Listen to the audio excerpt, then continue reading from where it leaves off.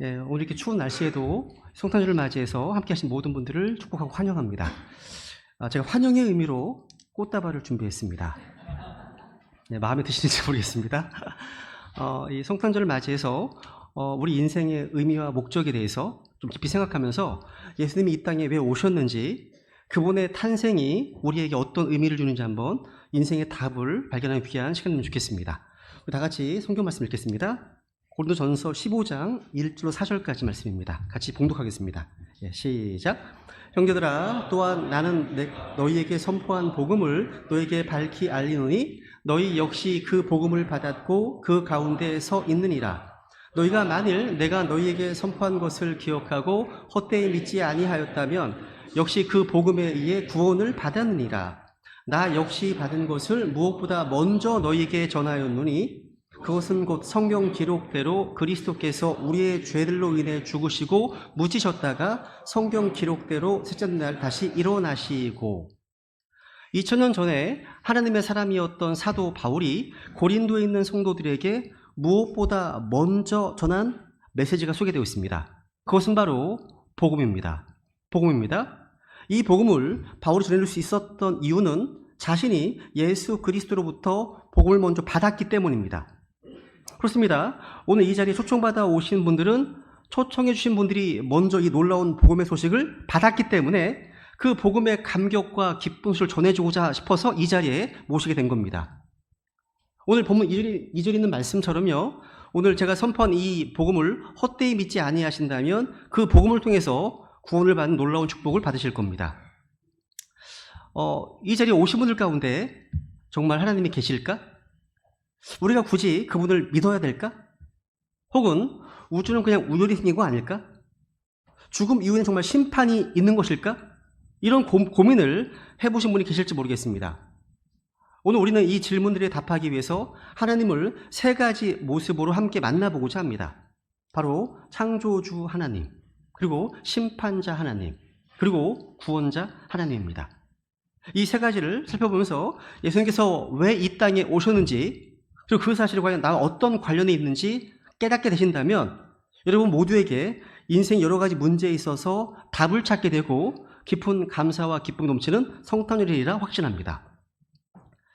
미국의 팀 켈러 목사님이라는 분이 계신데 이분이 쓴 책 가운데요, 인생 질문이라는 제목의 책이 있습니다. 이 책은 그 저자가 영국의 옥스퍼드 대학에서 예수님 믿지 않는 학생들을 대상으로 한 강의를 묶어서 만든 책입니다.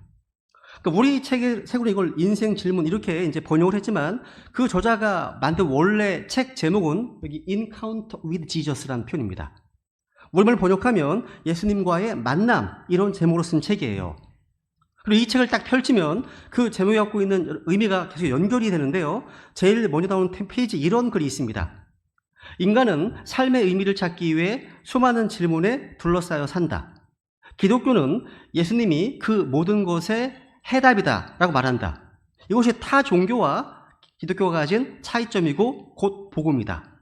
그러면서 이 책에 이제 프롤로그 제목도 또 반복됩니다. 제목이 이렇습니다. 우리가 만나야 될 예수. 그러니까 내용이요, 단순히 철학적 논의를 넘어서 삶의 근본적인 질문들, 우리는 왜 존재하는가? 삶의 의미와 목적은 무엇인가?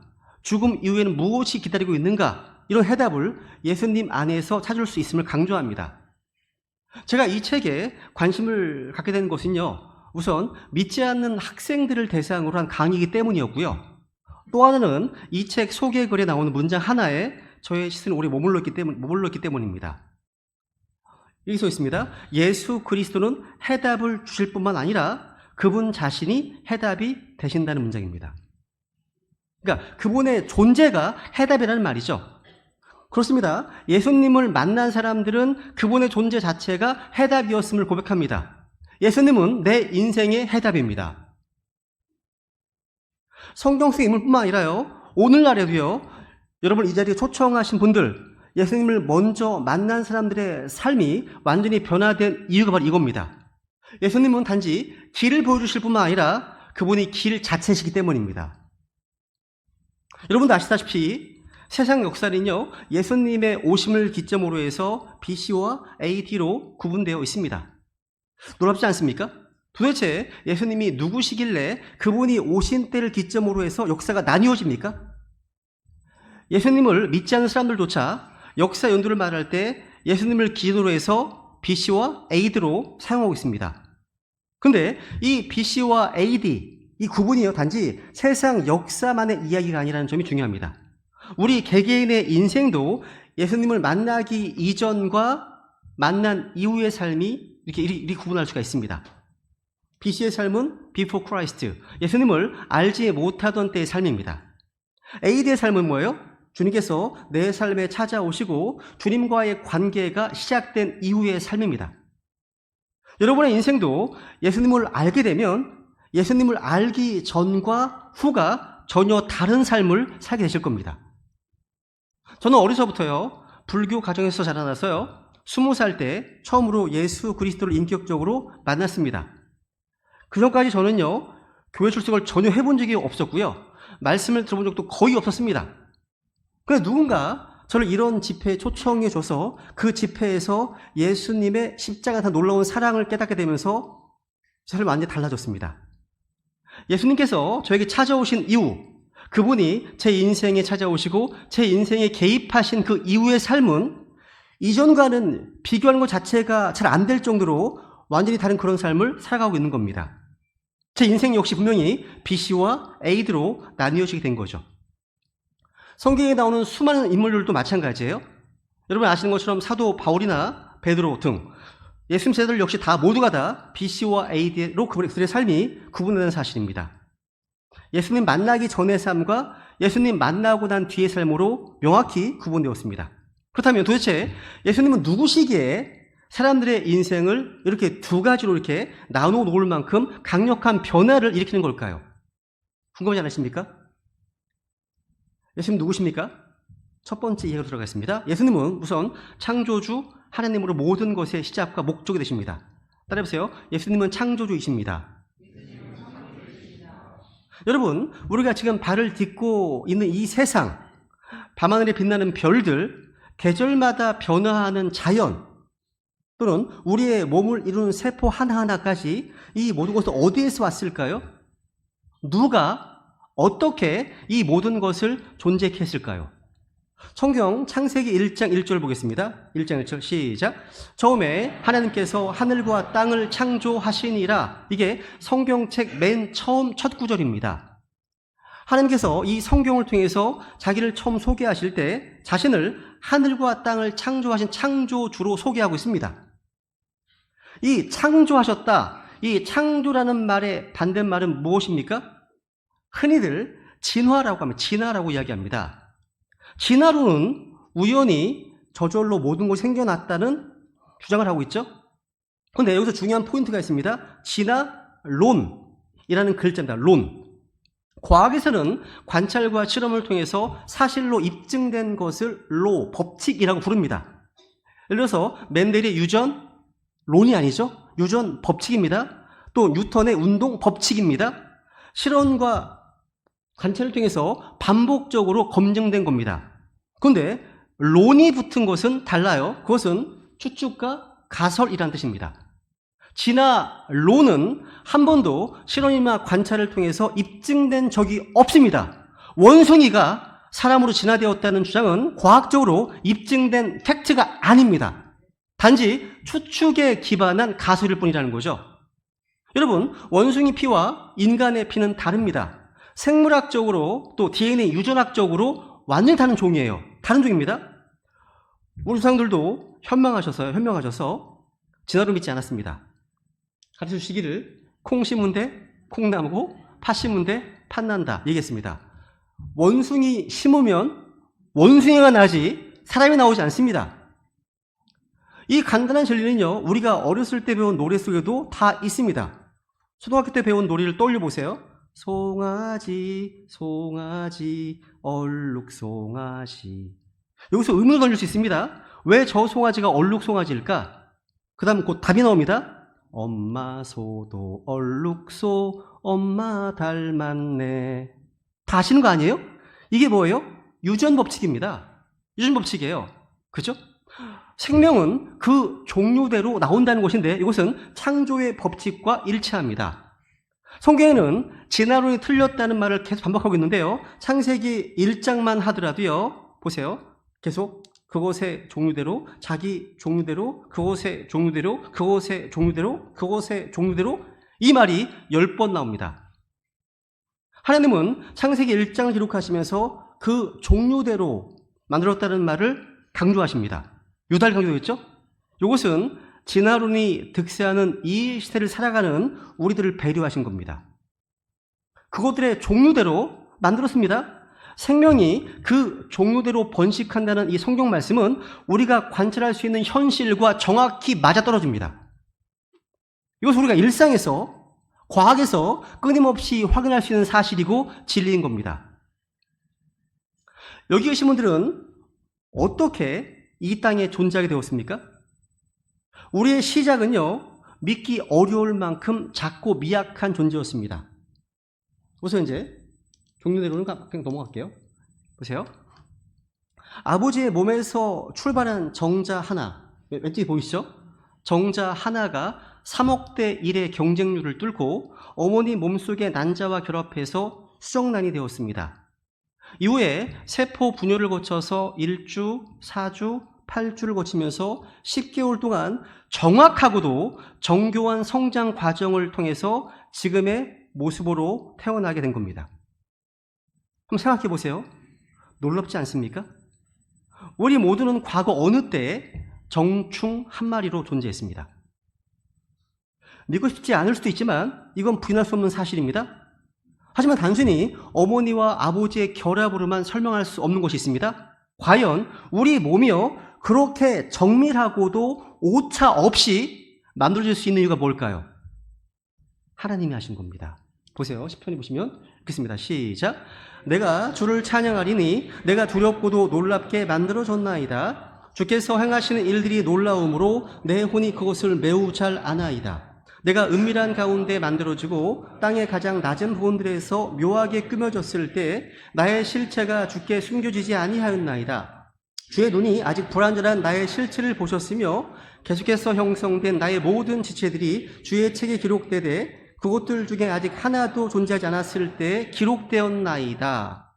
내가 주를 찬양하리니 내가 두렵고도 놀랍게 만들어졌나이다. 여기서 중요한 것은요, 우리를 만드신 분이 부모님이나 우리가 아니라는 점입니다. 성경 분명히 말씀하십니다. 주의 눈이 아직 불완전한 나의 실체를 보셨으며 계속해서 형성된 나의 모든 지체들이 주의 책에 기록되되 이렇게 말씀하고 있습니다. 우리가 태어나기 전 어머니의 뱃속에서 형성되는 모든 과정은 하나님께서 정교하게 계획하시고 만드신 결과라는 겁니다. 그렇다면 여기 오신 분들에게 두 가지 옵션, 선택지가 있는 거죠. 우리가 우연히 만들어졌다. 아니면 누군가의 정교한 계획 속에서 만들어졌다. 둘 중 하나예요. 둘 중 하나입니다. 어떤 선택지가 더 논리적이고 합리적일까요? 어머니의 뱃속에서 세포 하나하나가 하나의 오차 없이 제자리를 찾아가고 우리 몸의 모든 프레임, 모든 구조가 완벽하게 형성되는 과정을 단순히 우연의 결과로 보기엔 너무 정교하지 않습니까? 다른 증거들이 없어도요, 상식적으로만 생각해도요, 우리의 존재는 단순한 우연의 결과가 아니라 창조주 하나님의 치밀한 계획과 능력, 그리고 그분의 지성, 지혜에 의해서 만들어진 것임을 확신할 수 있습니다. 김종배 교수라는 분이요, 이제 국민일보에 몇 개월 동안 기고한 내용이 있습니다. 그 기고한 내용들이 이제 책으로 나왔습니다. 신비한 인체 창조 섭리. 이 보시면 하나님의 정교한 어떤 설계, 신묘막측한 지으심이라고 이야기합니다.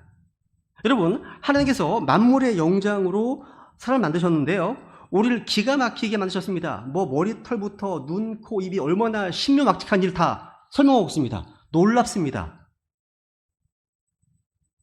하나만 말씀드리면 사람의 몸을 엑스레이로 찍어보면요, 사람의 관절과 뼈가 기가 막히게 설계되어 있다는 것을 알 수 있습니다.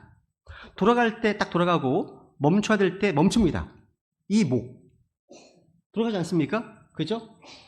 어떤 아이들은 이 목이 360도 돌아가면 좋겠다. 이렇게 얘기를 합니다.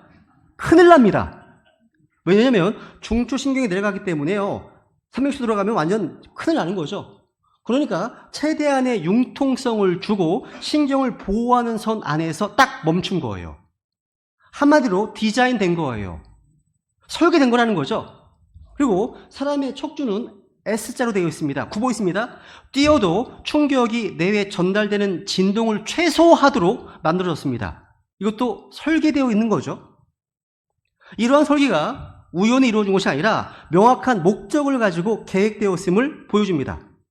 설계되어 있다면 누가 계신 거죠? 설계자가 계신 거죠. 그분이 바로 God, 하나님이십니다. 이런 설계의 증거들이 엄청 많이 있습니다. 시간만 주어지면 한 달, 1년 내내 증거할 수 있습니다. 너무나 많습니다. 이사야서 40장 20절 보시면 너희 눈을 높이 들어 누가 이것들을 창조하였나 보라 말씀하십니다. 다시 한번 읽어볼까요? 위에만 시작. 너희 눈을 높이 들어 누가 이것들을 창조하였나 보라. 창조주께서는요 하늘에 떠 있는 수많은 별들을 보라고 도전하십니다. 헤아릴 수 없는 별들을 하나씩 이름대로 부르시고 그 별들의 질서와 법칙을 정하신 분이 바로 하나님이심을 선포하고 있습니다. 즉 하나님께서는요 자신이 만드신 것들을 통해서 자신의 살아계심을 증언하고 계신 겁니다. 로마서 1장 들고 볼까요? 1장 20절 시작. 그분의 보이지 아니한 것들 곧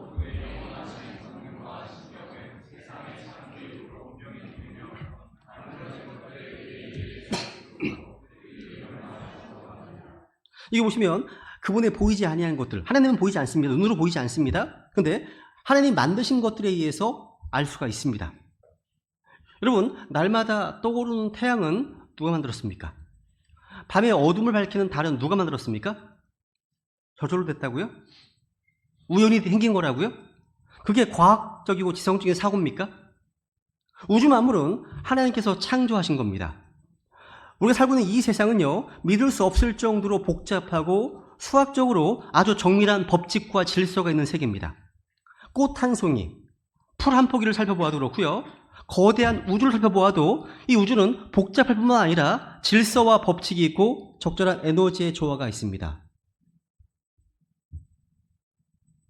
넘어갈게요. 잘렸네요. 보세요. 이런 것들은요, 결코 우연이라고 할 수 없는 완벽한 법칙으로 이루어진 세계라는 겁니다. 여러분 생각해 보세요. 사실 우연히 된 것과 설계된 것, 인간의 지식과 기술로 설계된 것과 우리는 것은 전혀 다릅니다. 한번 생각해 본 적 있습니까? 이거에 대해서? 인간의 지식과 기술로 만들어진 것과 자연적으로 형성된 것은요, 명확히 구분할 수 있습니다. 예를 들어서 미국 사우스 다코타주에 가보시면 러시모어 산이 있습니다. 여기 가보시면 4명의 미국 대통령 얼굴이 새겨진 거대한 바위가 있습니다. 엄청 커요. 왼쪽부터 조지 워싱턴, 토마스 제퍼슨, 또 루스벨트, 아브라함 링컨, 이게 얼굴이 새겨져 있습니다. 이 작품은 14년 동안 정과 망치를 사용해서 만들어진 것으로 알려져 있습니다. 그런데 이 멋진 바위 조각들을 보면서 이렇게 말할 수 있습니까? 야, 바람과 비, 이 풍화작용, 침식작용에 의해서 이런 멋진 작품이 생겨났구나! 우연히. 그런 분들 계시면 어떻게 해야 될까, 우리가요? 야, 잘 모셔야 됩니다. 그렇게 말하는 사람은요, 아무도 없을 겁니다. 오히려 누군지는 모르겠지만 꽤 오랜 시간 동안 열심히 작업했겠구나. 이 생각하는 것이 훨씬 합리적이고 논리적 아닙니까? 그죠? 반면에 제주도 용두암을 떠올려 보세요. 저 처음에 용몰이 같지 않다고 생각했는데요. 억지로 보면 그런 것 같아. 억지로 보면. 근데 이 용두암은요, 비바람과 침식작용에 의해서 만들어진 자연적 형상이죠. 중요한 차이점을 볼 수 있습니다. 러시아모아 산의 조각상은 의도와 설계의 작품 결과입니다. 누군가가 정교한 계획을 세우고 많은 시간과 노력을 들여서 만든 겁니다.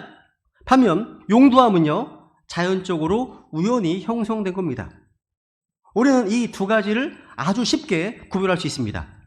정교함과 복잡성을 보면 무엇이 설계된 것인지, 무엇이 자연적으로 형성된 것인지 명확히 구분할 수 있어요.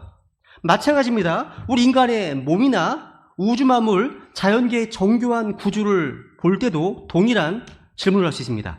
이 모든 것이 우연히 만들어진 것인가? 아니면 누군가의 계획과 지성 아래에서 설계되었는가?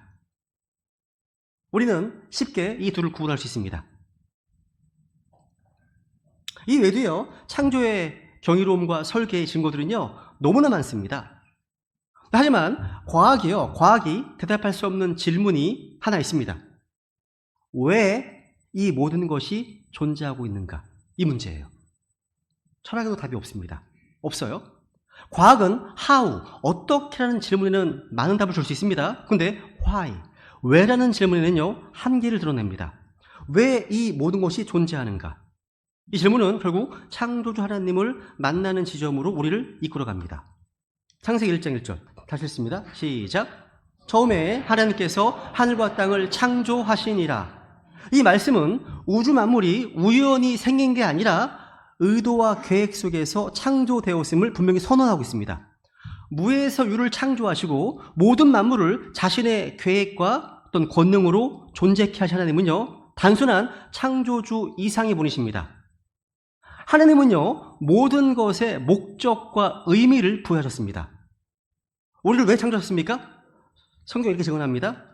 읽습니다. 시작. 오 주여, 주께서 영광과 존귀와 권능을 받기에 합당하시나니 이는 주께서 모든 것을 창조하셨고 그것들이 주를 기쁘게 하려고 존재하며 창조되었기 때문이니이다 하더라. 이것이 창조의 목적입니다. 존재의 목적이죠, 그죠? 주께서는 단순히 모든 자연만물을 만드신 분만이 아닙니다. 이 모든 것에 목적을 부여하셨습니다. 여러분, 우리는 단순히 아메바나 원숭이에서 진화해서 우연히 존재하게 된 존재가 아닙니다. 성경은 우리 이렇게 말씀하십니다. 하나님께서 자신의 형상대로 사람을 창조하시되 남성과 여성으로 창조하셨다 말씀하십니다. 그러니까 중요한 사실은 뭐예요? 우리가 하나님의 형상을 따라 창조된 존재라는 점이죠. 하나님께서는 우리를 우연히 만들어 놓으신 것이 아닙니다. 우리 각 사람은 특별한 사랑과 계획 가운데 창조된 작품이라는 거죠. 그럼 왜 우리를 창조하셨을까요? 분명한 목적이 있어요. 바로 하나님과 친밀한 관계를 맺고 교제하기 위해서입니다. 우리는 단지 이 땅에 생존하기 위해서 던져진 받은 존재가 아닙니다. 철학적으로는 던져진 사람 얘기하는데 아닙니다. 우리는 하나님의 영광을 나타내고 하나님과 친밀한 교제를 나누고 하나님의 사랑을 세상에 드러내기 위해서 존재하는 겁니다. 그런데 문제가 생겼습니다. 하나님과 인간 사이에 단절이 일어났습니다. 그것은 바로 죄 때문입니다. 하나님은 완전하시고 거룩하시지만 우리는 하나님의 뜻을 어기고 내가 원하는 길을 선택했습니다. 그로 인해서 창조주와의 관계가 단절된 순간 우리는 삶의 목적과 의미를 잃어버렸습니다. 내가 왜 사는지, 내가 어디서 왔는지, 내가 어디로 가고 있는지 이런 답을 찾지 못한 채 인간은 허무와 방황 속에서 살아가고 있습니다. 창조주와 단절된 인간은요, 본래의 자리를 잃어버리고 죽음의 두려움과 혼란 속에서 길을 헤매게 되었습니다. 그런데 여기서 끝이 아닙니다. 하나님은 우리의 이런 상태를 외면하지 않으셨습니다. 하나님은 단순히 우리를 창조하시고 끝내신 분이 아니십니다. 하나님께서는 우리가 그분과의 관계를 회복하기를 원하셨습니다. 그래서 하나님은 우리를 위해서 특별한 구원의 길을 마련하셨습니다. 그 구원의 길이 무엇입니까? 이 성탄의 목적입니다. 바로 예수 그리스도십니다. 예수님은 우리가 잃어버린 하나님과의 관계를 회복하기 위해서 이 땅에 오신 거예요. 이 내용은 세 번째 대해서 말씀드리겠습니다. 그럼 이제 두 번째 대지로 가겠습니다. 두 번째는 심판주 하나님이십니다. 따라해보세요. 예수님은 심판주 하나님이시다. 여러분, 우리는요, 이 세상에서 정의가 이루어지기를 원해요. 권선징악이죠. 악이 반드시 심판을 받고 선이 보상을 받아야 한다고 믿습니다. 뉴스에서 불의한 사건이나 끔찍한 어떤 범죄를 접할 때 우리 마음속에는요, 분노와 함께 이런 질문이 떠오릅니다. 왜 이런 일이 벌어지는가? 과연 이런 악을 누가 바로잡을 수 있을 것인가? 여러분, 세상은 때로 불공평해 보입니다. 공평해 보이지 않습니다. 성경은 이렇게 약속합니다, 우리에게. 이거 뭐야? 시작.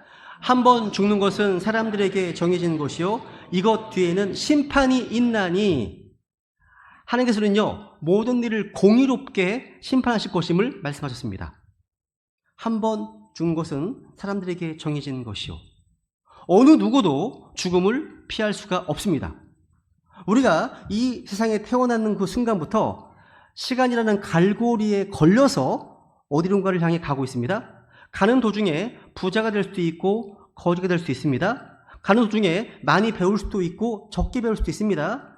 인생의 길이 순탄할 수도 있고 험난할 수도 있습니다. 그런데 죽음을 향해 간다는 데는 변함이 없습니다. 우리는 모두 시한부 인생입니다. 언젠가 죽음을 맞이하게 됩니다. 죽음은요 절대적이고 필연적입니다. 태어나는 건 순서가 있지만 죽음에는 순서가 없죠.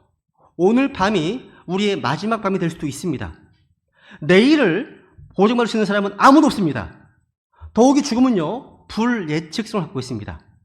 아무리 건강한 사람이라도 언제 죽음을 맞이할지 알 수 없기 때문입니다.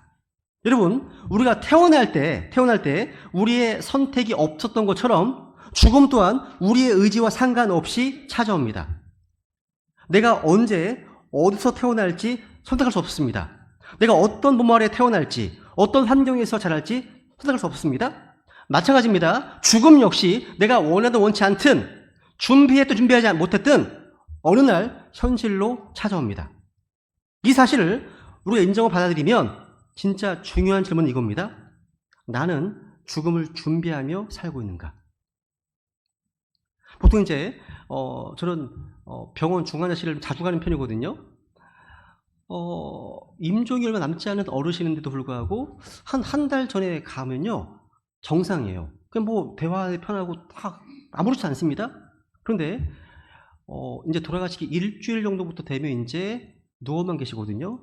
이제 콧줄에 끼워서 이제 음식을 드시기도 하고 이렇게 하거든요. 근데 한 달 전만 하더라도 하나님이 나 같은 거 왜 안 데려가시는지 모르겠다. 이게 사는 거냐 이렇게 하면서 이렇게 반응하시는 분이 일주일 전 되고 나서 이제 죽음이 가까워오잖아요.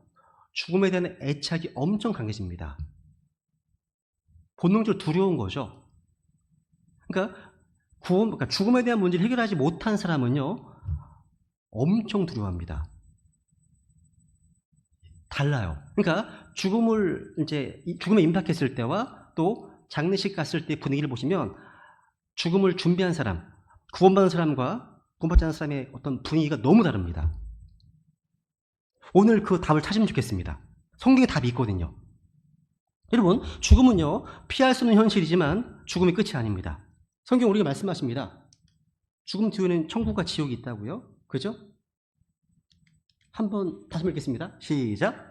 한 번 죽는 것은 사람들에게 정해진 것이요 그것 뒤에는 심판이 있으니. 제가 지난주에도요 장례식장에 다녀올 기회가 있었는데요. 그곳에서 이제 국가수에 근무하는 딸을 둔 한 형제님을 통해서 여러 가지 이야기를 들었습니다. 국가수 직원들은요 우리 몸을 머리끝부터 발끝까지 부검하는 사람들입니다. 이들은 주로 과학적이고 생물학적인 관점에서 사람의 몸을 연구하고 분석합니다. 주로 물질적인 차원에서 인간을 다루죠. 그 과정을 통해서 인간의 육체적 한계와 허무함, 무기력함 이런 것들이 나타난답니다. 그러니까 우리가 단지 육체만 가지고 있다면 정말 무력하고 무의미한 존재라는 거예요. 그래서 원소로 구분하면 한 2달러밖에 안 된다지 않습니까? 원소로 구분하면? 근데 우리는 하나님의 형상대로 지음받은 영과 혼이라고 하는 진짜 나 자신이 우리 몸 안에 살고 있는 거예요. 죽는다는 것은 우리 몸이 빈집이 된다는 뜻입니다. 빈집이 되는 거예요. 나는 떠났습니다. 이미 떠난 거예요. 그렇죠? 이 몸이라는 집 안에 나라는 진짜가 살고 있어요. 그것을 성경에서는 혼이라고 부릅니다. 지, 정, 의를 가지고 있는 혼이 바로 우리 자신입니다. 근데 성경에 이 혼은 불멸입니다. 불멸이에요. 다만 죽음을 건너간 후에 천국이냐 지옥이냐 영원한 장소의 차이가 있을 뿐입니다. 성경은 단순히 우리가 생물학적인 한계를 넘어서 하나님의 창조 목적과 계획이 있는 특별한 존재임을 일깨워줍니다. 저는요 어렸을 때 할머니는 원래 할머니인 줄 알았습니다. 돌아가실 때 할머니였거든요. 근데 할머니도요, 꽃다운 시댁 같았던 때도 있었고요. 꿈 많은 처녀 같던 시절도 있었고요. 기저귀 찬 어린 아기의 모습도 있었습니다. 처음부터 어른인 사람은 없죠. 우리는 태어나면서부터 10대, 20대, 30대, 40대 이 나이를 겪어가면서 살아가는 겁니다. 죽음도 어느 날 우리에게 현실이 됩니다. 젊은 사람에게는요, 그 노년의 시기가 상상이 잘 안 되잖아요. 이론적으로는 생각을 하지만 상상을 못합니다. 그런데 그 노년의 시기는 찾아옵니다. 우리 주변에 수없이 많은 노년들의 모습이 바로 우리의 노년을 그림자처럼 보여주고 있는 겁니다. 마찬가지로 우리 주변에 얼마나 많은 사람이 죽어가고 있습니까? 그 죽음은 우리들이 죽음을 예표하고 있는 거예요. 우리도 곧 갈 거거든요. 그죠? 우리가 원하든 원치 않든 간에 이 죽음은 현실이 됩니다. 그죠?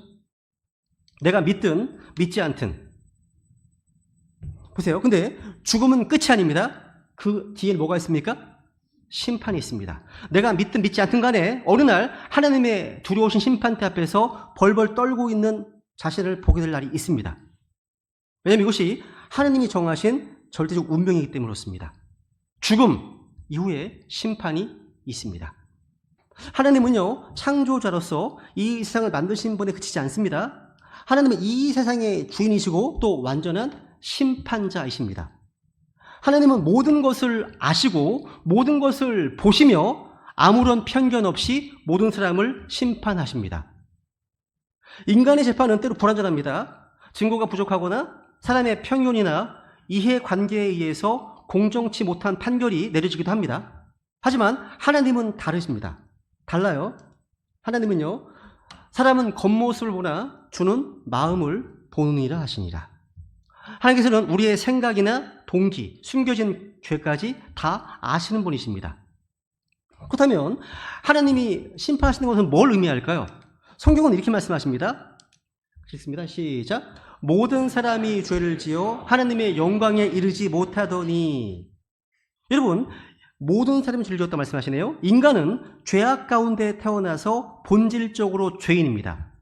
성경은 놀랍게도 어머니 뱃속에서부터 죄인 되었다고 증언합니다. 내 어머니가 죄 가운데를 수태하였나이다 증언합니다.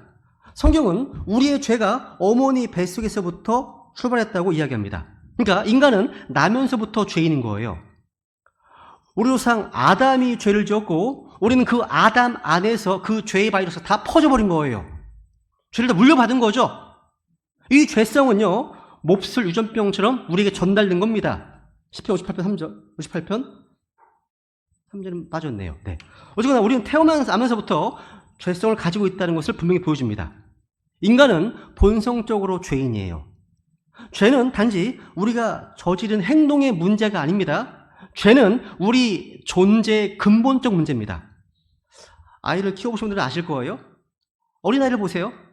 아무도 거짓말을 가르쳐주지 않았는데도 어느 순간 거짓말을 하기 시작합니다. 아무도 이기심을 가르쳐주지 않았는데도 내 거야! 내 거야! 자기 것을 빼앗기지 않으려는 본능을 보입니다. 이 모든 것은 우리가 죄성으로, 그러니까 본질적으로 죄성이 타고난 것임을 보여주는 겁니다. 그렇다면 이 죄는요, 우리 스스로 해결할 수 있는 게 아닙니다. 하나님만이 이 죄 문제를 해결할 수 있습니다. 그래서 예수 그리스도를 보내셨고 그 예수 그리스도를 통해서 구원받도록 하신 겁니다. 그럼 한번 이제 성경을 통해서 하나님이 심판하시는 장면을 한번 보겠습니다. 읽겠습니다. 시작. 또 내가 크고 흰 왕자와 그 위에 앉으신 분을 보았는데 땅과 하늘이 그분의 얼굴을 피해 물러가서 그것들의 자리가 보이지 아니하더라. 또 내가 보니 죽은 자들이 펼쳐져 있고 또 다른 책, 즉 생명책이 펼쳐져 있더라. 죽은 자들이 자기 행위들에 따라 그 책들에 기록된 그것들에 근거하여 심판을 받았더라. 바다가 자기 안에 있는 죽은 자들을 내주었고 사망과 지옥이 자기 안에 있는 죽은 자들을 넘겨주매 그들이 각각 자기 행위들에 따라 심판을 받았으며 사망과 지옥이 볼 호수에 던져졌더라. 이것이 둘째 사망이니라. 누군지 생명책에 기록된 것으로 드러나지 않은 자는 불 호수에 던져졌더라. 우리는 이것을 흰 왕자 심판이라고 부릅니다. 이 심판은 모든 사람에게 해당됩니다. 누구도 예외가 없어요. 여기서 희다는 말은요, 거룩을 상징합니다. 흰 왕자에 계신 하나님께서는요, 거룩하시고 완전하신 분이십니다. 그분 앞에서는 우리의 모든 죄가 숨김없이 다 드러납니다. 여러분, 검은 수출 까만 보자기 위에 올려놓으면 잘 보이지 않죠? 근데 그 검정 수술 흰 보자기에 놓으면 걸어다닐 때마다 모든 얼룩과 흔적이 다 드러납니다. 지금 우리의 상태는 검은 보자기와 같습니다. 그래서 죄가 얼마만큼 있는지 잘 깨닫지 못합니다. 근데 우리가 죽음을 건너가면 흰 왕자 위에 계신 하나님, 그 거룩한 하나님 앞에 서게 됩니다. 그 순간 우리의 죄가 다 드러나게 되고 있습니다. 그 죄의 문제를 해결하지 못한 자들은 어떻게 됩니까? 15절에 보니까 불호수, 지옥을 경고하고 있습니다. 지옥은 하나님께서는요, 마귀와 그의 천사들을 위해서 준비한 것이라고 말씀하고 있습니다. 그런데 사람들이 하나님을 거부하고 복음을 거부함으로 그곳으로 가게 되는 곳입니다. 지옥이 어떤 곳입니까? 이런 곳입니다. 눈으로 한번 보세요. 성경 말씀 그대로 인용한 겁니다. 지옥이 이런 곳입니다. 지옥이 어떤 곳입니까? 이런 곳입니다. 여러분, 지옥을 만드신 하나님께서는요, 우리에게 결코 거기에 가지 말라고 수십 번 이상 경고하셨습니다. 하나님께서는요, 죄악 가운데 지옥을 향해 가고 있는 사람들에게 구원의 길을 마련해 주셨습니다. 그것이 복음입니다. 복음. 그것이 예수님께서 이 땅에 오신 성탄의 목적인 거예요. 그런데 구원을 받으려면 하나님 앞에서 자신의 죄의 문제를 인식해야 됩니다. 자신이 구원이 필요한 죄인임을 인식한 사람이 구원을 받게 되는 거죠. 여러분, 우리 하나님께서는요, 성경에 보시면 전지하시고요, 전능하시고요, 또 무소부재하신 분이십니다. 여기서 무소부재라는 어려운 표현을 썼는데요, 이 말은 하나님께서는요, 공간의 제한을 받지 않으시다는 뜻입니다. 지금 이 시간 하나님은 대한민국에 계십니다. 동시에 이곳 베다니 침례교회에도 계십니다. 똑같은 시간 미국에도 우주 끝에도 계십니다. 무소부재는 뭐냐면 하나님은 안 계신 곳이 없다는 겁니다. 편재라는 말 쓰기도 하거든요. 어느 곳이든 다 계시는 분이 바로 하나님이십니다. 근데 보세요. 한번 생각해 보세요. 하나님께서 공간의 제약을 받지 않으신다는 말은요, 곧 시간의 제약도 받지 않으신다는 뜻이죠. 예를 들어서 태양에서 지구까지 빛이 도달하는 데는 약 8분이 걸립니다. 우리가 지금 태양을 보고 있지만 사실 우리는 8분 전에 태양을 보고 있는 거예요.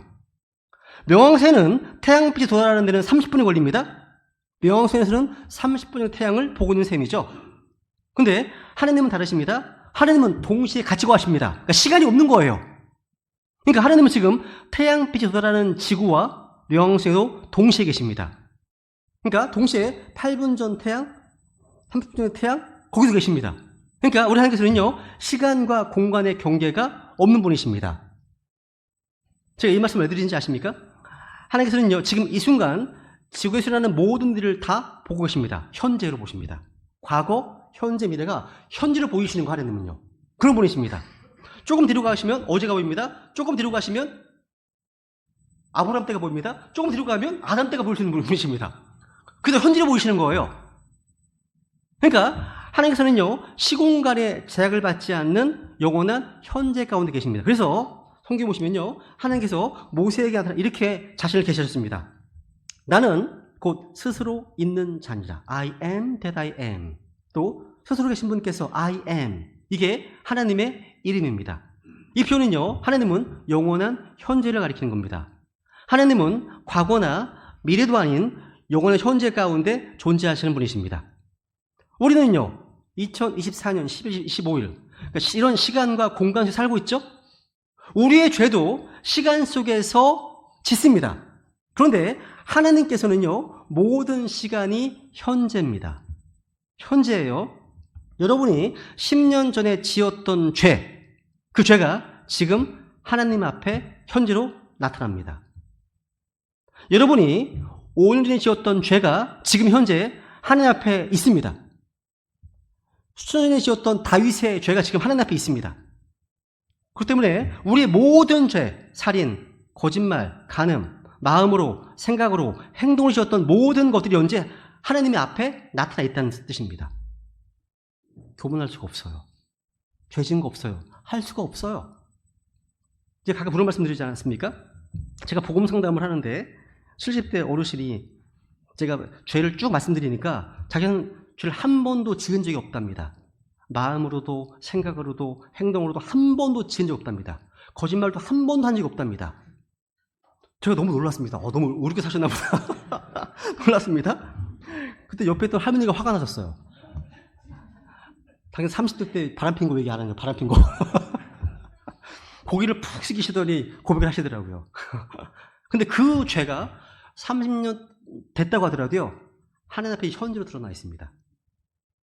두려운 거죠. 두려운 겁니다. 그러니까 주님께서는요. 우리의 인생의 스토리 다 과거, 현재 이것이 현재 유튜브 영상처럼 다 보고 계십니다.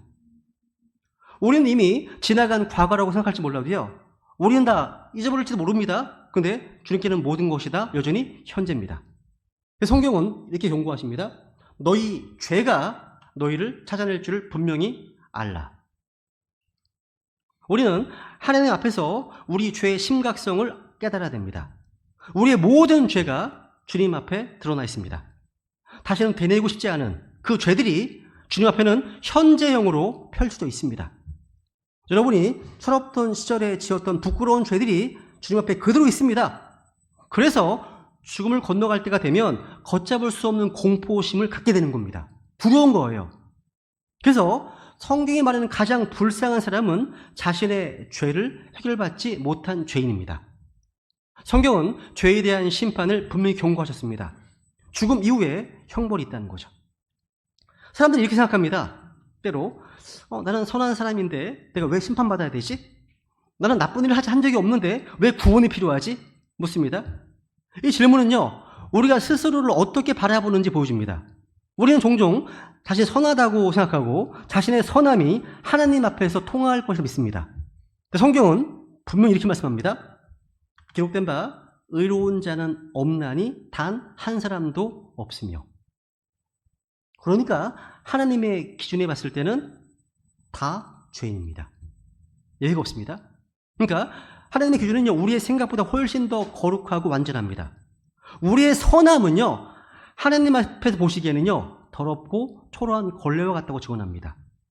주님께서는 겉으로 드러나는 행동뿐만 아니라 우리의 중심을 보시고 우리의 생각과 의도와 계획을 보시고 판단하십니다. 보세요. 우리 마음속에 뭐가 있는지 볼까요? 한번 마가복음 7장 읽겠습니다. 시작. 곧 사람들의 마음에서 악한 생각, 간음, 음행, 살인, 도둑질, 탐욕, 사악함, 속임수, 세욕, 악한 눈, 신성, 모독, 교만, 어리석음이 나오는데 이 모든 악한 것들이 속에서 나와 사람을 더럽게 하느니라 하시니라. 이 말씀은 죄가 어디에서 나오는지 그 근원을 보여줍니다. 이 마음이 죄의 공장이네요. 공장입니다. 죄는 단지 우리의 행동에서 비롯된 것이 아닙니다. 죄는 우리 마음속에서부터 나옵니다. 근데 마음에서 뭐가 나옵니까? 그 다음 제일 처음 뭐가 나옵니까? 악한 행동이 아니에요. 뭡니까? 악한 생각이 나오는데 그 생각도 죄입니다. 죄입니다. 간음과 음행만이 죄가 아니라 마음속에 음욕을 품는 것도 죄라고 말씀하십니다. 살인만 죄가 아니라 마음속에 미워하는 마음, 죽이고자 하는 마음, 그것도 죄로 말씀하십니다. 중요한 것은 이 모든 것이 행동 이전에 이미 생각에서 시작된다는 사실입니다. 우리는 종종 이 생각을 가볍게 여길 수 있습니다. 하지만 성경은 악한 생각조차도 죄라고 증언합니다. 어렸을 때는요, 주로 시기와 질투를 하며 욕심을 부립니다. 젊을 때가 되면 성적 욕망이 많아집니다. 나이가 들면 성적 욕망이 줄어들지만 고집이나 교만, 이런 죄들이 생깁니다. 우리는 평생 죄를 짓는 모습과 형태는 달라질 수 있지만 죄의 본질은 동일하다는 거죠. 하나님 보시기에 항상 악한 생각을 갖고 산다는 겁니다. 그러니까 한마디로요, 우리 중에 너무 착해서 구원 안 받아도 될 사람이 없다는 겁니다. 그죠? 같이 읽겠습니다. 다시 읽겠습니다. 시작. 모든 사람이 죄를 지어 하나님의 영광에 이르지 못하더니, 여기 all have sinned, all입니다. 이 모든 사람에는 여러분 모두가 다 해당되죠. 모든 사람이 죄를 지었다. 여기에는 큰 죄도 있고 작은 죄도 있습니다. 죄의 종류와 횟수가 다르겠죠. 중요한 건 죄가 있느냐는 겁니다. 있느냐는 겁니다. 우리는 죄가 많은지 적은지 따지지만 하나님은 그 죄가 있냐 없냐를 따지십니다. 그래서 모든 사람이 죄를 지어. 이게 우리의 상태입니다. 욥기 25장 볼까요? 25장. 하나님 우리 어떻게 보시니 보세요. 시작. 그런즉 사람이 어찌 하나님과 견주어 의롭다고 할 수 있느냐? 또는 여자에게서 태어난 자가 어찌 깨끗할 수 있느냐? 본래인 사람이야 얼마나 더 그러하겠느냐? 본래인 사람의 아들이야 얼마나 더 그러하겠느냐 하니라. 솔직히 이 말씀은요, 우리가 듣기에 불쾌하게 느낄 수 있습니다. 우리를 벌레라고 표현하다니요. 그런데 하나님 앞에서는 이 표현이 정당합니다. 하나님은 우리의 외적인 모습이 아니라 우리의 마음과 생각 속에 감춰진 모든 것이 다 보시는 분이시기 때문입니다. 만약에 제가 여러분 마음속을 투시할 수 있는 능력이 있다고 생각해 보세요. 마음을 다 볼 수가 있어요, 제가요. 다음부터 교회 아무도 안 오실걸요, 아마? 다 제가 보이는데? 그죠? 야, 우리의 본성이요, 이렇게 죄로 가득 차 있다는 사실을 깨닫는 게 중요합니다. 우리는 죄가 드러나야만 그 존재를 압니다. 하지만 하나님께서는요, 우리 안에 잠재된 죄까지도 아십니다.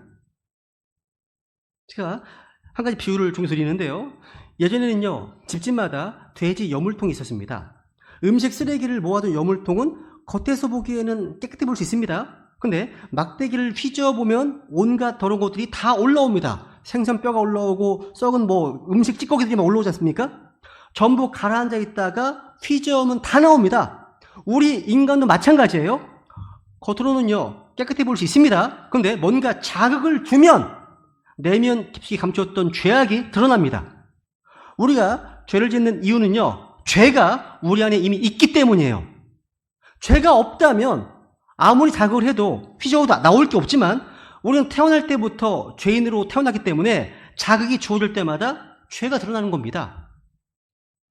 그러니까 여러분 중에 너무 착해서 구원받지 않아도 될 사람들은 없다는 겁니다. 우리는 모두가 다 구원을 받아야 될 죄인들인 겁니다. 이렇게 하나님 보시기에 우리의 죄는요, 너무나 분명합니다. 근데 우리의 힘으로는 하나님의 심판을 피할 수 없습니다. 이것이 심판주 하나님 앞에서의 인간의 절망입니다. 하지만 여러분, 여기서 끝이 아닙니다. 마태복음 19장 보시면요, 그러면 누가 구원받을 수 있나이까? 묻지 않습니까?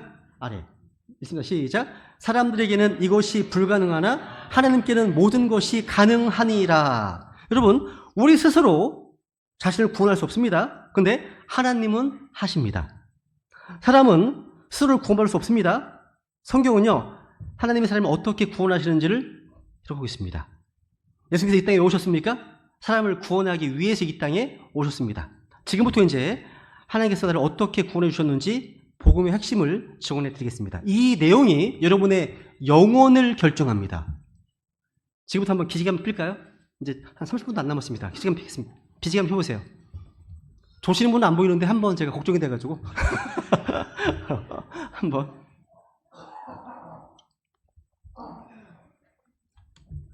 이제 마지막 세 번째 대지입니다.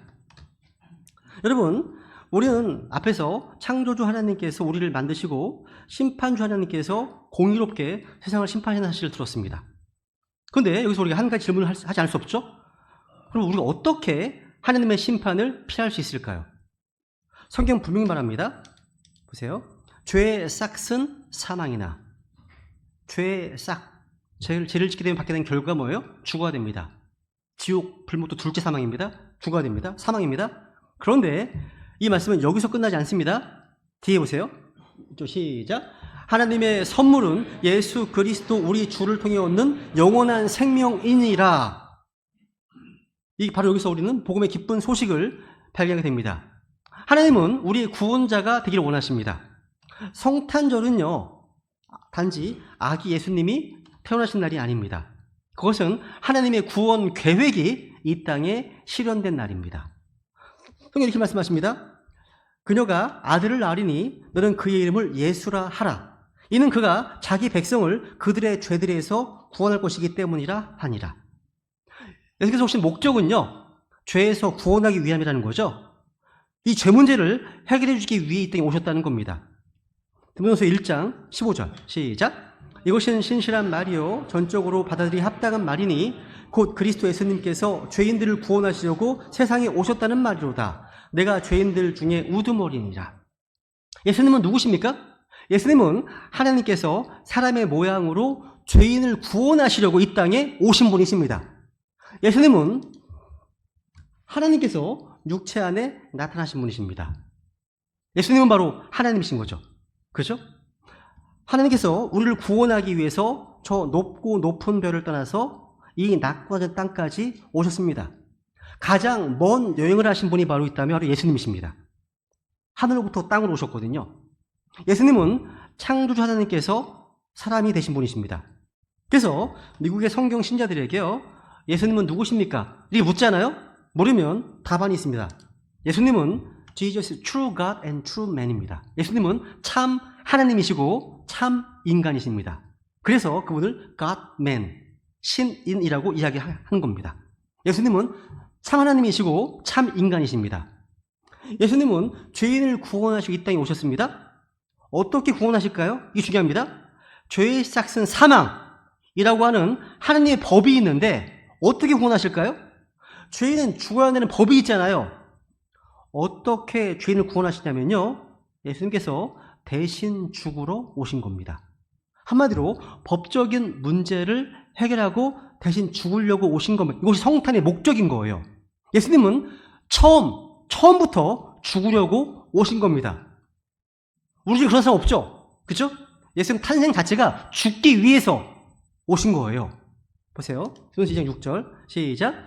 그래서 모든 사람을 위한 대속물로 자신을 주셨는데 이것은 정해진 때 확증될 것이며, 여기 자기를 무엇으로 주셨다고요? 대속물입니다. 여러분, 빚이 있다면 돈으로 갚아야 됩니다. 죄가 있다면 생명으로 갚아야 됩니다. 자기 생명을 대속물로 준 겁니다. 보시면 자기 생명을 많은 사람 대속물로 주려고 왔느니라. 이 내용은 구약에 이미 말씀하셨습니다. 구약 시대에 예수님과 죄를 용서받는 방법을 죄 헌물을 통해서 이미 계시하셨습니다. 구약 시대에 죄 헌물에 대한 이야기였는데 어떻게 들었냐면 소나 양과 같은 짐승을 데리고 와서 안수해서 자기의 죄를 옮기는 거예요. 머리손을 얹는 걸 안수라고 하는데 이게 손을 얹음으로 해서 죄를 옮기는 거거든요. 이걸 전가시킨다는 말씀입니다. 이 사람이 자기가 죽어야 될 이 죄 때문에 짐승에게 안수해서 짐승의 죄를 옮겨서 짐승 대신 죽이는 것을 죄 헌물이라고 얘기합니다. 죄를 지으면 짐승을 대속물로 대신 죽이는 거예요. 이것은 장차 예수님께서 죽을 것을 모형과 그림자로 보여준 겁니다. 짐승이 죽은 것은요, 우리 죄 때문에 예수님께서 죽으실 것을 그림자로 보여준 겁니다. 그래서 구약 성경에 보시면요, 7장 시작. 이는 육체의 생명이 피에 있기 때문이라. 내가 피를 너희에게 주어 제단 위에 뿌림으로 너희 혼을 위해 속죄하게 하였나니 이는 혼을 위해 속죄하는 것이 피이기 때문이라. 흠없는 짐승이 나를 대신해서 죄를 담당하고 피를 흘려서 죽으면 그 피가 죄를 속죄한다 증언하고 있습니다. 이것은 예수님께서 하실 일에 대한 모욕입니다. 예수님은 우리를 대신해서 죽으시기 오신 겁니다. 그래서 침례자 요한이요, 예수님 이렇게 묘사했죠. 정말 중요한, 천국을 시험해서 간다면 반드시 나올 문제예요. 읽겠습니다. 시작. 다음 날 요한이 예수님께서 자기에게 오시는 것을 보고 이르되 세상 죄를 제거하시는 하나님의 어린 양을 보라. 와, 세상 죄를 제거하시는 하나님의 어린 양을 보라. 예수님을 지금 양이라고 소개하고 있습니다. 유대인들은 이 얘기를 금방 알아듣습니다. 수년 동안 맨날 양 잡고 소 잡았거든요. 예수님을 보고서 어린 양이라고 이야기하면 저 사람이 우리 죄 때문에 죽을 건가 보다 인식한다는 겁니다. 그렇습니다. 예수님은요, 한 마리 어린 양처럼 자기의 목숨을 많은 사람의 대속물로 내어주려고 오셨습니다. 세상 죄를 제거하시는 하나님의 어린 양을 보라. 우리도 성경을 통해서 봅니다. 또 우리가 또 방금 들은 찬양을 통해서 들었습니다. 그죠? 하나님의 어린 양. 예수님은 세상 죄를 제거하시는 하나님의 어린 양이십니다. 그런데 그 내용이 예수님 태어나시기 700년 전에 이미 성경에 예언되어 있었습니다. 유대인들에게 복음을 전할 때 주로 이 말씀을 인용하는데요. 이사야서 3장입니다. 이 말씀을 보시면요. 딱 예수님 이야기예요. 6절 시작. 우리는 다 양 같아서 길을 잃고 각각 자기 길로 돌아섰는데 주께서는 우리 모두의 불법을 그에게 지우셨도다 말씀하시네요. 와, 우리 모두의 뭘요? 불법을 그에게, 예수님에게 지우셨도다. 여러분, 이 두꺼운 성경책이 내가 평생 지은 죄입니다. 여기는 찬송가가 내가 앞으로 죽을 때까지 지을 죄입니다. 이 두 권이 내 인생의 모든 죄의 목록입니다. 이게 내 인생입니다. 근데 하나님은 나를 사랑하시기 때문에 예수님을 보내셨습니다. 오른손이 예수님입니다. 근데 우리 모두의 인생의 불법, 죄를 예수님에게 지우셨습니다. 나는 이 죄로부터 해방되는 거죠. 자유케 되는 겁니다. 그죠? 예수님은 구약시대의 죄 헌물처럼 저와 여러분의 죄를 지시고 십자가에 가셨습니다. 내가 지금까지 지은 죄, 앞으로 지을 죄, 그 모든 죄를 지고 십자가에 가셨습니다. 그래서 나의 모든 죄를 지금 지고 가신 거예요. 그죠? 히브리서 9장 12절 보시면 이런 말씀이 있습니다. 시작. 염소와 송아지의 피가 아니라 자기 피에 의거하여 한번 거룩한 곳에 들어가사 우리를 위해 영원한 구속을 얻으셨느니라. 영원한 구속. 구약시대처럼 염소와 송아지의 피가 아닙니다. 오직 자기 피로 영원한 구속을 얻으셨다. 다 이룬 겁니다. 영원한 구속, 따라해보세요. 영원한 구속. 영원한 구속입니다. 과거, 현재, 미래의 모든 죄를 다 해결해 주신 겁니다. 영원한 구속입니다. 여러분, 우리 죄가 다 용서되었다는 증거가 있습니다. 예수님께서 우리 죄 때문에 죽으시고 지옥에 가셨습니다. 우리 죄가 조금이라도 남아있다면 절대 부활하실 수 없습니다. 예수님께서 사흘 부활하셨다는 것은요, 우리 죄를 다 용서했다는 증거입니다. 영원한 구속의 증거는 예수님께서 죽은 자 가운데 3일 만에 부활하셨다는 그 증거, 내용입니다. 보세요 한번. 25절 시작. 그분께서는 우리의 범죄들로 인해 넘겨주셨으며 우리를 의롭다 하시려고 다시 일으켜 주셨느니라. 아주 중요한 말씀입니다. 우리가 보통 그러지 않습니까? 이제 거기 다니다 보면 교회에서 나오셔가지고 예수 믿고 구원 받으세요 얘기하지 않습니까? 그러면 예수님 믿는 게 뭐예요? 물어보세요. 그 내용이 중요해요. 바로 예수님의 죽으심과 부활을 믿는 겁니다. 새 날개같이 두 가지가 다 있어야 됩니다. 예수님께서 우리 죄를 담당하시고 우리 대신에 죽으신 것, 그것만 믿으면 안 됩니다. 우리를 의롭다 하시기 위해서 다시 부활하셨다는 사실을 믿는 겁니다. 이 두 가지를 믿고 하나님께 날아올 수가 있습니다. 그러니까 예수님 믿는다는 말은요, 예수님의 죽으심과 부활을 믿는 겁니다. 우리 죄 때문에 피 흘려 죽으신 예수님, 그리고 부활하셨습니다. 부활하셨어요? 내 죄가 용서되었다는 증거입니다. 그래서 초대교회의 복음은요, 예수님께서 부활하셨다. 이것이 복음입니다. 기쁜 소식이죠. 우리는 예수님의 죽으심과 부활을 믿는 겁니다. 그 믿음으로 구원을 받는 거예요. 그죠? 보세요. 시작. 너희가 믿음을 통해 은혜로 구원을 받았나니 그것은 너희 자신에게서 난 것이 아니요 하나님의 선물이니라. 행위에서 난 것이 아니니 이것은 아무도 자랑하지 못하게 하려 함이라. 주님께서는 구원을 선물로 주시기 원합니다. 여러분 선물 받아보셨죠? 그죠? 선물은 주는 사람이 돈을 주고 줄 때는 그냥 주죠. 그죠? 하나님께서 이 구원의 선물을 얼마 주고 샀습니까? 자기 아들의 피를 주고 샀습니다. 정말 비싸게 주고 샀습니다. 근데 우리에게는 거저 주십니다. 왜요? 은혜 때문에. 은혜입니다. 은혜 때문에. 그래서 그 선물을 받으면 내 거예요. 구원은 눈에 보이면 손으로 받을 텐데 안 보이죠? 구원이라는 선물은요, 믿음으로 받는 겁니다. 믿음으로. 그래서 믿는다는 말을 다른 말로 표현하면 영접한다, 받아들인다 라고 표현합니다. 선물은 받으면 내 거예요. 누가 여러분에게 택배로 선물을 보내는데 수치 거부한다면, 안 받으시면 그 선물은 내 거가 아닙니다. 돌아가 버리죠? 선물은 안 받으면 내 거가 아니에요. 받아야지 내 거죠. 그죠? 구원은 하나님의 선물입니다. 이 선물을 믿음으로 받으면 됩니다. 주님, 제가 이 선물을 받습니다. 감사합니다 하면 되는 거예요. 그죠? 여러분, 다시 말씀드리지만 하나님께서는요, 우리에게 주시는 이 구원이라는 선물은 하나님의 입장에서 보면 엄청난 대가를 지불한 겁니다. 하나님께서는요, 자신의 독생자 예수님을 이 땅에 내어주셨습니다.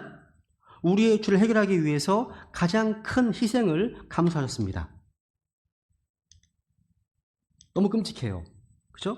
이 십자가의 피, 그 피값으로 우리의 모든 죄가 용서된 겁니다. 사면 된 거예요. 그죠? 예수님께서는 우리 죄를 담당하시기 위해서 십자가에서 모진 고통을 당하셨습니다. 그 자신의 보배로운 피로 우리의 모든 죄값을 완전히 치르셨고 마지막 순간에 이렇게 외치셨습니다. 다 이루었다. 따라해보세요. 다 이루었다. 다 이루었다. 죄인들을 구원하는 그 일을 다 이루셨다고 말씀하시는 겁니다. 다 이루었다. 그래서 성경은 그 예수님을 믿으면 구원을 받는다고 증언합니다. 주 예수 그리스도를 믿으라. 그러면 내가 구원을 받고 내 집이 구원을 받으리라 말씀하십니다. 자, 예수님을 믿으십니까? 여러분, 그 말은요, 예수님의 인격과 사역을 믿는 거예요. 쉽게 말해서 예수님이 누구신지 알아야 되고 예수님이 하신 일을 알아야 한다는 거죠. 정답을 말하면 예수님은 하나님께서 사람이 되신 분이시고 아들 하나님이십니다. 예수님은 주님이십니다. 예수님은 하나님이 사람이 되신 분이십니다. 그리고 그분께서 무슨 일 하셨습니까? 우리의 죄로 인해 십자가에서 피 흘려 죽으시고 묻히셨다가 삶에 다시 부활하셨습니다. 그래서 영원한 것을 이루셨죠? 그것을 믿는 게 예수님을 믿는 겁니다. 예수님 십자가는요, 하나님의 공의와 사랑을 보여줍니다. 하나님은 죄를 심판하셔야 했습니다. 근데 우리를 구원하시기 위해서 자신의 아들을 희생하셨습니다. 그죠? 자, 자신의 아들을 아끼지 아니하시고 우리 모두를 위해 그분을 내주신 분께서, 여기서 우리는 하나님의 사랑이 얼마나 큰 희생을 동반했는지를 깨닫게 됩니다. 그 십자가는 바로 저 여러분을 위한 거예요. 이 예수님을 자신의 구원자 주님으로 받아들이시면 되는 겁니다. 한 젊은 남자가요, 중대한 죄를 저질러서 법정에 섰습니다. 그 사람은 자신이 저지른 죄가 분명하고 피할 수 없는 처벌이 기다리고 있음을 알고 있습니다. 법정에는 정의롭고 공정한 판사가 앉아 있습니다. 근데 그 판사는 죄를 지은 젊은 남자의 아버지였습니다. 그 아버지는 누구보다 그 아들을 사랑했습니다. 그런데 그 아버지는 법을 공정하게 집행해야 하는 판사이기도 했습니다. 법정에서 판사로서 그는 정의롭게 판결해야 했죠. 그래서 선고를 내렸습니다. 법은 법이다. 너는 죄를 지었고 그에 대한 벌은 반드시 받아야 된다. 벌금은 10억 원이다. 네가 그 벌금을 내지 못하면 감옥에 가야 한다. 아들은 고개를 숙였습니다. 아들은 돈을 지불할 능력이 없었습니다. 감옥행은 불가피해 보였습니다. 근데 그 순간 판사는 판결을 내린 뒤에 의자에서 일어나서 법복을 벗고 내려왔습니다. 이제 그는 아버지로서 아들에게 다가가서 자신의 수표를 꺼내들었습니다. 그리고 그 10억 원의 벌금을 대신 지불했습니다. 내 아들아, 너의 죄는 용서받았다. 내가 너 대신 그 값을 치렀기 때문이다. 이 이야기에서 판사는요, 하나님의 공의를 보여주고요, 아버지는요, 하나님의 사랑을 나타냅니다. 하나님은 거룩하시고 정의로운 분이시기 때문에 죄를 그냥 용서할 수 없습니다. 죄에 대한 심판은 이루어져야 됩니다. 왜? 죄의 시작은 사망이기 때문에. 그죠? 근데 하나님은 죄인을 사랑하시기 때문에 우리가 감당할 수 없는 이 죄값을 예수 그리스도의 피로 지불하셨습니다. 읽어볼까요? 시작. 우리가 아직 죄인이었을 때 그리스도께서 우리를 위해 죽으심으로써 하나님께서 우리를 향한 자신의 사랑을 당당히 제시하시느니라. 하나님은요, 죄를 무조건 용서하신 분이 아니라 그 죄값을 정확히 치르셨습니다. 동시에 하나님께서는요, 스스로 죄값을 치르심으로 인해서 우리를 향한 사랑을 완전히 보여주셨습니다. 여러분, 일사부재리의 원칙이라고 아십니까? 한 사건에 대해서 한 번 판결이 내려지면 동일한 사건으로 다시 재판받거나 처벌받을 수 없다는 원칙입니다. 헌법에 나와 있습니다. 이 원칙은요, 형사법에서 중요한 원리예요. 같은 죄로 두 번 처벌받는 부당함을 방지하기 위한 겁니다. 그렇다면 내 죄 때문에 예수님께서 십자가에 피 흘려 죽으심으로 내 모든 죄값을 지불하셨다면 그 죄로 인해서 내가 다시 처벌받을 이유가 없다는 겁니다. 예수님의 피로 나의 모든 죄값이 이미 지불되기 때문입니다. 그러니까 예수 믿는 사람들에게는요, 다시는 죄에 대한 처벌을 받을 이유가 없습니다. 이 진리는 우리를 평안하게 줍니다. 구원의 확신을 줍니다. 그래서 그러므로 아들이 너희를 자유롭게 하면 너희가 참으로 자유롭게 되리라 하십니다. 여러분, 하나님은요, 단지 우리의 창조주나 심판주로 머무르지 않으십니다. 그분은 우리의 구원자가 되기를 원하십니다. 그렇다면 구원 얻기 위해서 우리는 뭘 해야 될까요? 성경은 분명히 말합니다. 시작. 내가 만일 내 입으로 주 예수님을 시인하고 하나님께서 그분을 죽은 자들로부터 일으키신 것을 내 마음속으로 믿으면 구원을 받으리니. 여러분이 해야 되는 게 간단합니다. 예수님을 주 하나님으로 믿고 예수님의 죽으심과 부활을 마음으로 믿으시면 됩니다. 믿음이 뭐라고요? 믿음이요? 믿음은 받아들이는 겁니다. 시작. 그분을 받아들이는 자들, 곧 그분의 이름을 믿는 자들에게는 다 하나님의 아들이 되는 권능을 그분께서 주셨으니. 믿는다는 건 뭡니까? 받아들이는 거예요. 받아들이는 겁니다.